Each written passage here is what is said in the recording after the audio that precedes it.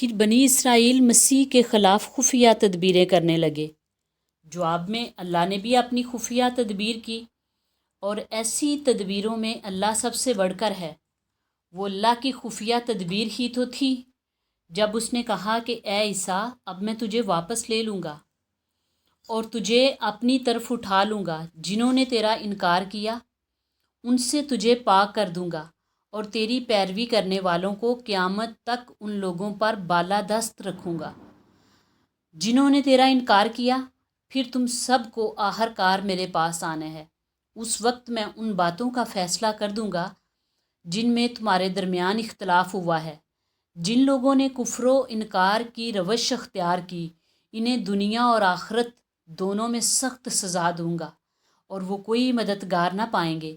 اور جنہوں نے ایمان اور نیک عملی کا رویہ اختیار کیا ہے، انہیں ان کے اجر پورے پورے دیے جائیں گے۔ اور خوب جان لے کہ ظالموں سے اللہ ہرگز محبت نہیں کرتا۔ اے نبی، یہ آیات اور حکمت سے لبریز تذکرے ہیں جو ہم تمہیں سنا رہے ہیں۔ اللہ کے نزدیک عیسیٰ علیہ السلام کی مثال آدم علیہ السلام کی سی ہے کہ اللہ نے اسے مٹی سے پیدا کیا اور حکم دیا کہ ہو جا، اور وہ ہو گیا۔ یہ اصل حقیقت ہے جو تمہارے رب کی طرف سے بتائی جا رہی ہے، اور تم ان لوگوں میں شامل نہ ہو جاؤ جو اس میں شک کرتے ہیں۔ یہ علم آ جانے کے بعد اب جو کوئی اس معاملے میں تم سے جھگڑا کرے تو اے نبی، اس سے کہو کہ آؤ ہم اور تم خود بھی آ جائیں، اور اپنے اپنے بال بچوں کو بھی لے آئیں، اور خدا سے دعا کریں کہ جو جھوٹا ہو اس پر خدا کی لعنت ہو۔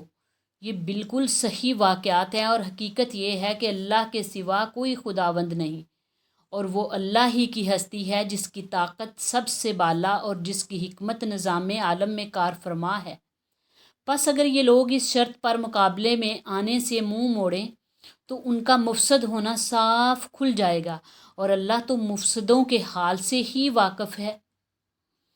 اے نبی صلی اللہ علیہ وسلم، کہو اے اہل کتاب، آؤ ایک ایسی بات کی طرف جو ہمارے اور تمہارے درمیان یکساں ہے، یہ کہ ہم اللہ کے سوا کسی کی بندگی نہ کریں، اس کے ساتھ کسی کو شریک نہ ٹھہرائیں، اور ہم میں سے کوئی اللہ کے سوا کسی کو اپنا رب نہ بنائے۔ اس دعوت کو قبول کرنے سے اگر وہ منہ موڑیں تو صاف کہہ دو کہ گواہ رہو، ہم تو مسلم صرف خدا کی بندگی اور اطاعت کرنے والے ہیں، ہم تو صرف مسلم ہیں۔ اے اہل کتاب، تم ابراہیم کے دین کے بارے میں کیوں جھگڑا کرتے ہو؟ تورات اور انجیل تو ابراہیم کے بعد ہی نازل ہوئی ہیں۔ پھر کیا تم اتنی بات بھی نہیں سمجھتے؟ تم لوگ جن چیزوں کا علم رکھتے ہو ان میں تو خوب بحثیں کر چکے، اب ان معاملات میں کیوں بحث کرنے چلے ہو جن کا علم تمہارے پاس نہیں؟ اللہ جانتا ہے، تم نہیں جانتے۔ ابراہیم نہ یہودی تھا نہ عیسائی، بلکہ وہ تو ایک مسلم یکسو تھا، اور وہ ہرگز مشرکوں میں سے نہ تھا۔ ابراہیم سے نسبت رکھنے کا سب سے زیادہ حق اگر کسی کو پہنچتا ہے تو ان لوگوں کو پہنچتا ہے جنہوں نے اس کی پیروی کی، اور اب یہ نبی اور اس کے ماننے والے اس نسبت کے زیادہ حقدار ہیں۔ اللہ صرف انہی کا حامی مددگار ہے جو ایمان رکھتے ہیں۔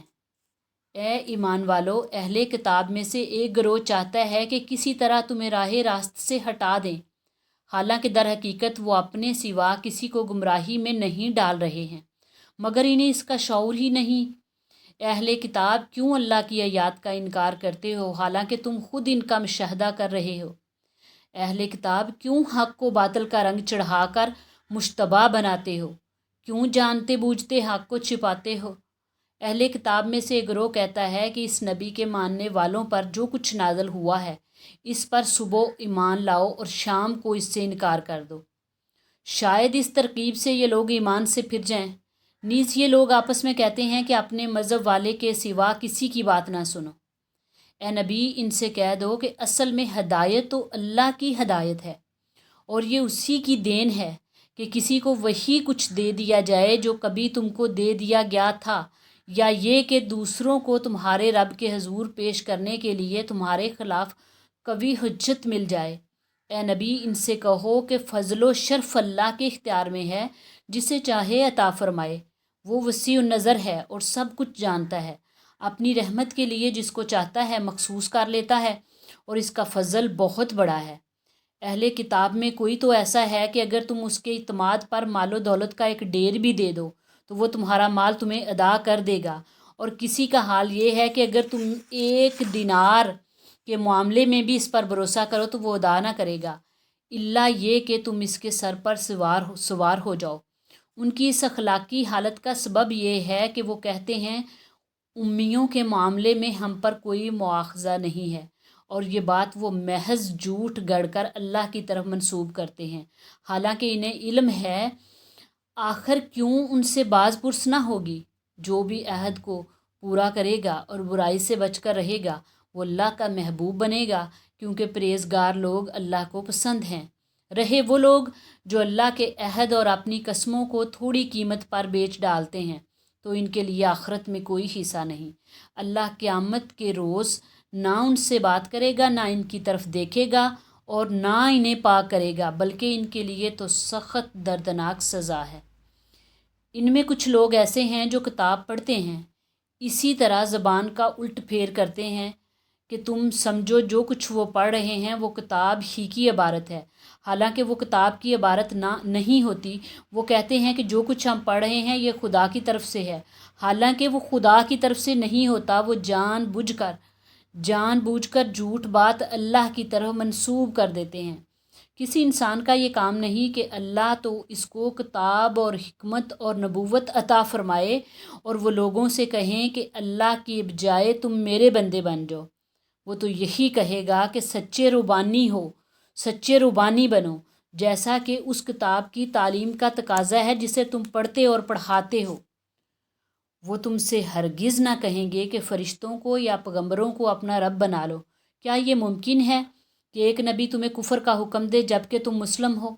یاد کرو اللہ نے پیغمبروں سے عہد لیا تھا کہ آج میں نے تمہیں کتاب اور حکمت اور دانش سے نوازا ہے، کل اگر کوئی رسول تمہارے پاس اسی تعلیم کی تصدیق کرتا ہوا آئے جو پہلے سے تمہارے پاس موجود ہے تو تم کو اس پر ایمان لانا ہوگا اور اس کی مدد کرنی ہوگی۔ یہ ارشاد فرما کر اللہ نے پوچھا کیا تم اس کا اقرار کرتے ہو اور اس پر میری طرف سے عہد کی بھاری ذمہ داری اٹھاتے ہو؟ تو انہوں نے کہا ہاں ہم اقرار کرتے ہیں۔ اللہ نے فرمایا اچھا تو گواہ رہو اور میں بھی تمہارے ساتھ گواہ ہوں۔ اس کے بعد جو اپنے عہد سے پھر جائے وہی فاسق ہے۔ اب کیا یہ لوگ اللہ کی اطاعت کا طریقہ چھوڑ کر کوئی اور طریقہ چاہتے ہیں؟ حالانکہ آسمان اور زمین کی ساری چیزیں چاروں نے چار اللہ ہی کے تابع فرمان ہیں اور اسی کی طرف سب کو پلٹنا ہے۔ اے نبی کہو کہ ہم اللہ کو مانتے ہیں، اس تعلیم کو مانتے ہیں جو ہم پر نازل کی گئی ہے، ان تعلیمات کو بھی مانتے ہیں جو ابراہیم، اسماعیل، اسحاق، یعقوب اور اولاد یعقوب پر نازل ہوئی تھی، اور ان ہدایات پر بھی ایمان رکھتے ہیں جو موسیٰ اور عیسیٰ اور دوسرے پیغمبروں کو ان کے رب کی طرف سے دی گئی۔ ہم ان کے درمیان فرق نہیں کرتے اور ہم اللہ کے تابع فرمان ہیں۔ اس فرما برداری کے سوا جو شخص کوئی اور طریقہ اختیار کرنا چاہے اس کا وہ طریقہ ہرگز قبول نہ کیا جائے گا اور آخرت میں وہ ناکام اور نامراد رہے گا۔ کیسے ہو سکتا ہے کہ اللہ ان لوگوں کو ہدایت بخشے جنہوں نے نعمت ایمان پا لینے کے بعد پھر کفر اختیار کیا، حالانکہ وہ خود اس بات پر گواہی دے چکے ہیں کہ یہ رسول حق پر ہیں اور ان کے پاس روشن نشانیاں بھی آ چکی ہیں۔ اللہ ظالموں کو تو ہدایت نہیں دیا کرتا۔ ان کے ظلم کا صحیح بدلہ یہی ہے کہ ان پر اللہ اور فرشتوں اور تمام انسانوں کی پھٹکار ہے، اسی حالت میں وہ ہمیشہ رہیں گے، نہ ان کی سزا میں تخفیف ہوگی اور نہ انہیں مہلت دی جائے گی۔ البتہ وہ لوگ بچ جائیں گے جو اس کے بعد توبہ کر کے اپنے طرز عمل کی اصلاح کر لیں۔ اللہ بخشنے والا اور رحم فرمانے والا ہے۔ مگر جن لوگوں نے ایمان لانے کے بعد کفر اختیار کیا پھر اپنے کفر میں بڑھتے چلے گئے تو ان کی توبہ ہرگز قبول نہ ہوگی۔ ایسے لوگ تو پکے گمراہ ہیں۔ یقین رکھو جن لوگوں نے کفر اختیار کیا اور کفر ہی کے حالت میں جان دی، ان میں سے کوئی اگر اپنے آپ کو سزا سے بچانے کے لیے روئے زمین بھر کر بھی سونا فدیہ میں دے تو اسے قبول نہ کیا جائے گا۔ ایسے لوگوں کے لیے دردناک سزا تیار ہے اور وہ اپنا کوئی مددگار نہ پائیں گے۔ اللہ معاف فرمائے۔